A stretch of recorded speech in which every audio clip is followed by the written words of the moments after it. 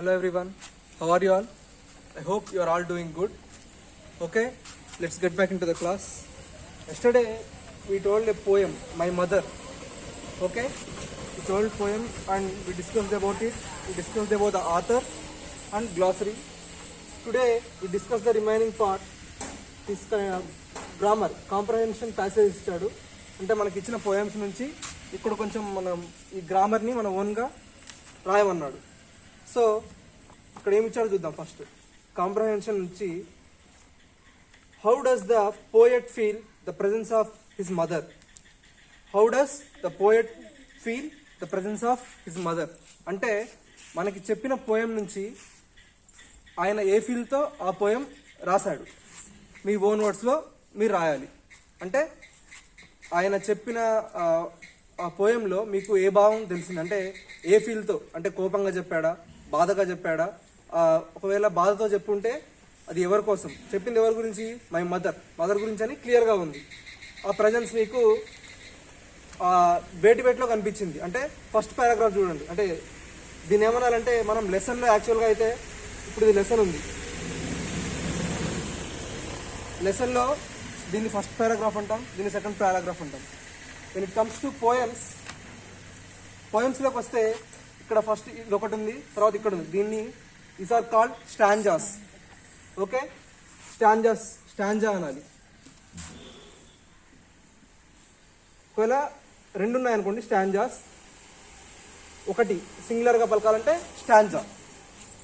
Okay, first స్టాంజాలో ఏముంది, ఇక్కడ సెకండ్ స్టాంజాలో ఆయన ప్రజెన్స్ అంటే ఆయన చెప్పిన భావం ఎట్లా ఉంది, థర్డ్ స్టాంజాలో ఎలా ఉంది అని ఫస్ట్ క్వశ్చన్కి మీనింగ్. అంటే ఆయన దేంతో పోలుస్తూ ఆ ఫీల్ని మనకి ఆ పోయం నుంచి మనకి చెప్పాడు, ఎక్స్ప్రెస్ చేశాడు అనేది ఫస్ట్ క్వశ్చన్కి మీరు ఓన్గా రాయండి.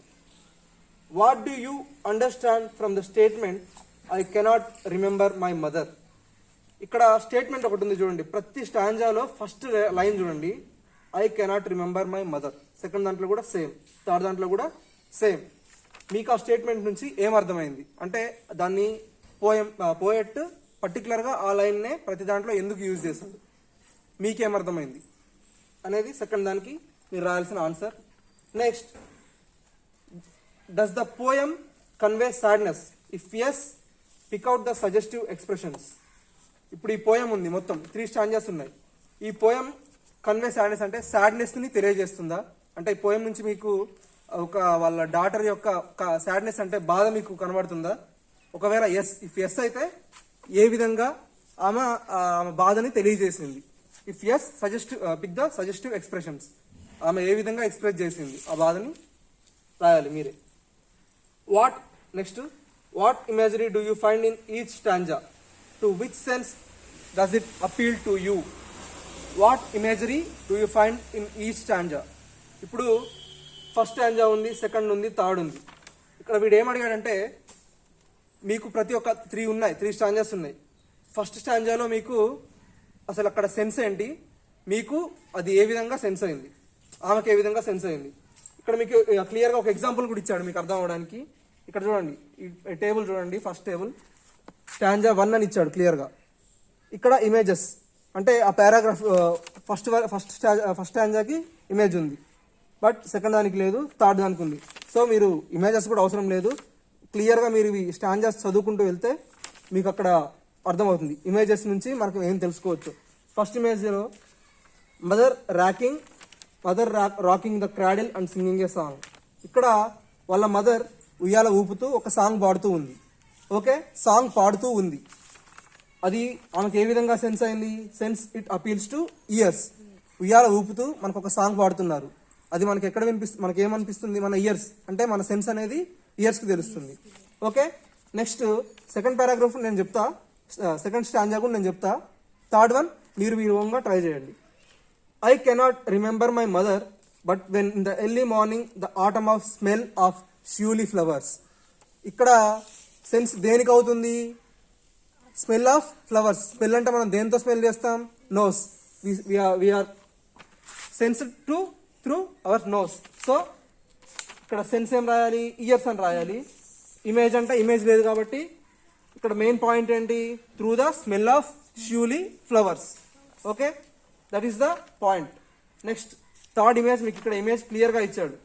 ఇక్కడ ఇమేజ్లో ఏముంది, వాళ్ళ డాటర్ విండోలోంచి వాళ్ళ మదర్ని, అంటే ఆ స్కై వైపు చూస్తుంటే వాళ్ళ మదర్ ప్రజెన్స్ ఆమెకి విండో నుంచి కనిపిస్తుంది, స్కై మొత్తం. సో అక్కడ మీకు ఏ సెన్స్ అయింది, ఆ పాయింట్ ఏంటి అనేది మీరు ఈ లాస్ట్ ఒకటి ఫిల్ చేస్తే సరిపోతుంది. So next one, number 5, read the poem my mother again and complete the table. ఇది కొంచెం డిఫికల్ట్గానే ఉంటుంది చూడండి. ఫస్ట్ ఇక్కడ చూడండి, స్టాంజా 1, స్టాంజా 2, స్టాంజా 3 అని 3 స్టాంజాస్కి డిఫరెంట్ టేబుల్స్ ఇచ్చాడు.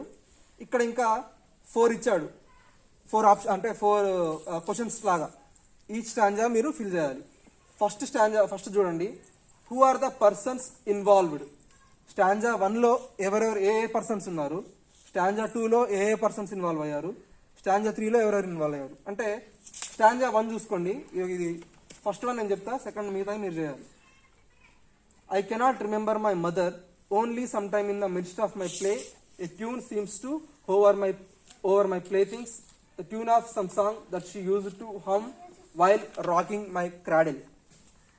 ఆ ఫస్ట్ స్టాంజాలో తను ఎవరిని గుర్తు చేసుకుంటుంది, తను చిన్న బేబీగా ఉన్నప్పుడు వాళ్ళ మదర్ని గుర్తు చేసుకుంటుంది. అంటే అక్కడ 2 క్యారెక్టర్స్ ఎవరు, baby child and her mother. అక్కడ పర్సన్స్ ఇన్వాల్వ్ అయింది ఎవరు, బేబీ చైల్డ్, అంటే ఆమె చిన్నగా ఉన్నప్పుడు క్యారెక్టర్, ఇంకా వాళ్ళ మదర్ క్యారెక్టర్. నెక్స్ట్ స్టాంజా 2లో, స్టాంజా 2 ఇది మీరు సరే నేనే చెప్తా, ఇది కూడా నెక్స్ట్ మీరు రాసుకోండి. స్టాంజా 2లో తను కొంచెం పెద్దగా అయిన తర్వాత, తను ఎర్లీ మార్నింగ్ బెడ్ మీద నుంచి లేవడానికి ముందే ఒక టెంపుల్ నుంచి ఆ షియూలీ ఫ్లవర్స్ స్మెల్ అనేది వస్తుంది కదా, అక్కడ ఏ క్యారెక్టర్స్ ఉన్నాయి, వాళ్ళ మదర్, అంటే ఈమె కొంచెం బేబీ నుంచి కొంచెం గ్రోనప్ చైల్డ్, తర్వాత వాళ్ళ మదర్, అక్కడ 2 క్యారెక్టర్స్ ఉన్నాయి. బేబీ చైల్డ్ నుంచి గ్రోనప్ చైల్డ్, అంటే కొంచెం పెద్దగా అయింది, అంటే యంగర్ చైల్డ్, యంగర్ కిడ్ అని రాసుకున్నా పర్లేదు. నెక్స్ట్ థర్డ్ స్టాంజా మీరే మీ ఓన్గా రాయాలి. ఓకే, ఇంకా నెక్స్ట్ సెకండ్ క్వశ్చన్ చూడండి. ఇక్కడ where does the action take place. First స్టాంజాలో యాక్షన్ ఎక్కడైంది, క్రాడిల్ అంటే ఉయ్యాల్లో జరిగింది. స్టాంజా 2లో ఎక్కడైంది, 3లో ఎక్కడైంది, అది మీరు రాయాలి. Next what is the mother associated with. Stanza 1లో ఇక్కడ వాళ్ళ మదర్ని దేనితో రిప్లికేట్, అంటే దేనితో రిప్రజెంట్ చేశాడు, ఒక సాంగ్ పాడుతూ ఉన్న దాంతో, ఆ ఫీల్తో వాళ్ళ మదర్ని రిప్రజెంట్ చేశాడు. సెకండ్ దాంట్లో టెంపుల్ నుంచి వచ్చే ఆ ఫ్లవర్స్ నుంచి వచ్చే స్మెల్లో వాళ్ళ మదర్ సెంట్ కనిపించిందంట, అక్కడ ఆ సెంట్ స్మెల్ నుంచి వాళ్ళ మదర్ని రిప్రజెంట్ చేశాడు. థర్డ్ వన్ మీరు మీ ఓన్గా రాయాలి, అసోసియేటెడ్ విత్, వాళ్ళ మదర్ దేనితో ఆమె కనిపించింది, అది మీకు తెలుసు, పోయం ఒక్కసారి చదివితే మీకు అర్థమైపోతుంది. Next what is the theme, the total theme ఏంటి, స్టాంజా 1లో ఉన్న థీమ్ ఏంటి, స్టాంజా 2లో ఉన్న థీమ్ ఏంటి, స్టాంజా 3లో ఉన్న థీమ్. అంటే మీరు ఫస్ట్ స్టాంజా చదువుకోండి క్లియర్గా, అసలు ఇది మొత్తం దీని మీనింగ్ దేనికి రిలేటెడ్గా ఉంటుంది, స్టాంజా 2 దేనికి రిలేటెడ్గా ఉంటుంది, స్టాంజా 3 దేనికి రిలేటెడ్గా ఉంటుంది, that you have to do. Next ఇది కంప్లీట్ అయిపోతే number 6, we all love our mother, don't we? We love her because of some certain qualities. Think and write about her qualities. ఇక్కడ ఏమి ఇచ్చాడంటే we all love our mother, మన ప్రతి ఒక్కరికి మన mother అంటే చాలా ఇష్టం.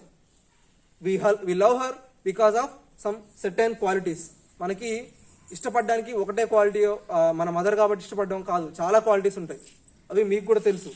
నాకేంటంటే ఇప్పుడు నేను ఎక్కడికైనా ఇప్పుడు స్కూల్కి వచ్చాను, ఇంటికి వెళ్తాను, సడన్గా ఇంటికి వెళ్ళేసరికి నాకు మా మమ్మీ ఒక హాఫ్ అన్ అవర్ కనపడకపోతే నాకు ఒక emptiness.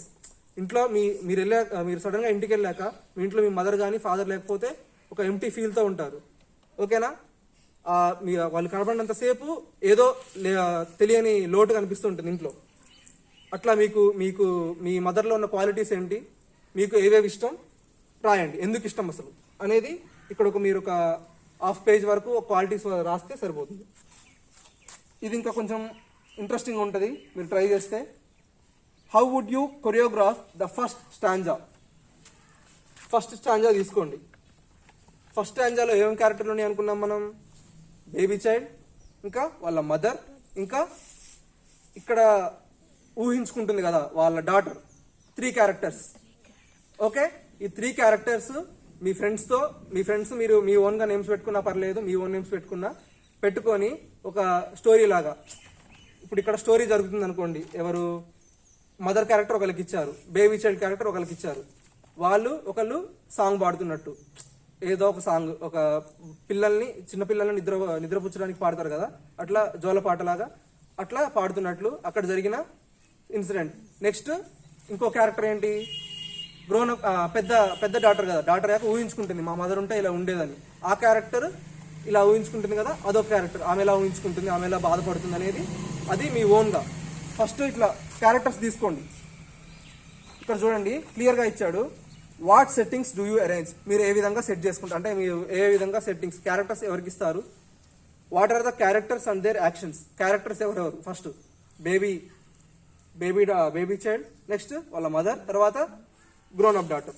What is the sequence of the actions, first మీ ఓన్గా మీ స్క్రీన్ ప్లే, అంటే ఇప్పుడు మూవీలో స్క్రీన్ ప్లే ఉంటుంది, స్క్రీన్ ప్లే లేకపోతే సినిమా ఎవరికీ అర్థం కాదు, అట్లానే మీ స్క్రీన్ ప్లే ఎలా ఉంటుంది. సీక్వెన్స్ ఆఫ్ యాక్షన్స్ అంటే ఫస్ట్ ఏ యాక్షన్, అంటే మీరు ఫస్ట్ ఒక గ్రోన్ అప్ చైల్డ్ లాగా నుంచొని ఆలోచిస్తూ ఉండి మీరు ఒక డైలాగ్ అనుకొని, తర్వాత నెక్స్ట్ బేబీ చైల్డ్ నిద్రపోతూ ఉంటే అప్పుడు వాళ్ళ మదర్ వచ్చి సాంగ్ పాడుతూ ఊపుతున్నట్లు, అంటే ఫస్ట్ గ్రోన్ అప్ డాటర్, తర్వాత బేబీ చైల్డ్ ఊగుతున్నట్లు, తర్వాత వాళ్ళ మదర్ వచ్చి సాంగ్ పాడుతున్నట్లు.